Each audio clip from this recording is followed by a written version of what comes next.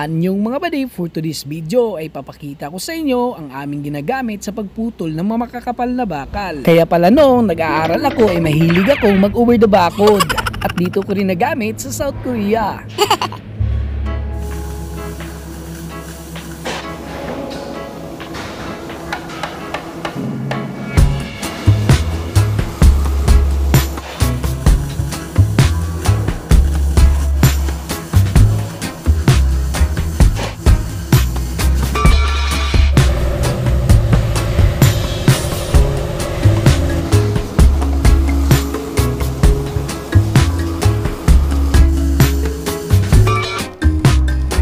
Mga buddy, for today's video ay papakita ko sa inyo ang aming ginagamit sa pagputol ng mga kakapal na bakal. Dahil kailangan natin putulin ang bakal sa taas, ito'y kailangan nating umakyat pero kailangan natin safety at dahan-dahan. Kaya pala noong nag-aaral ako ay mahilig ako mag-over the bakod dahil dito ko pala ito magagamit. Ang ginagamit ko palang ito, ang tawag dito sa South Korea ay sanso, sa Pilipinas ay acetylene. At dito ko rin pala ito naranasan ang ganitong experience sa South Korea na. Sa sansong aking ginagamit, kaya kung bakit napuputol ang bakal, nandyan na po kasi gas, sanso at hangin. At sa paggamit ng sanso o acetylene ay dapat kontrolado natin yung takbo sa ating pagputol. Dahil pag hindi mo ito na-control, ang pagtakbo ng iyong pagputol ay hindi ito mapuputol. Sa welding at sanso, mas madali pa nating matutunan ang paggamit ng welding kaysa dito sa sanso. Dahil sa paggamit ng sanso, dapat maintain yung speed mo. Dahil sa paggamit ng sanso ay kailangan nating aralin ang pagtimpla ng kalayo. Dahil ang timpla mo sa kalayo nakadepende rin kung gaano kakapal ang puputulin mong bakal. Dahil kapag ang timpla mo ay mahina tapos ang pinutol mo na bakal ay makapal, mapuputol mo man pero patapos na yung kontrata mo.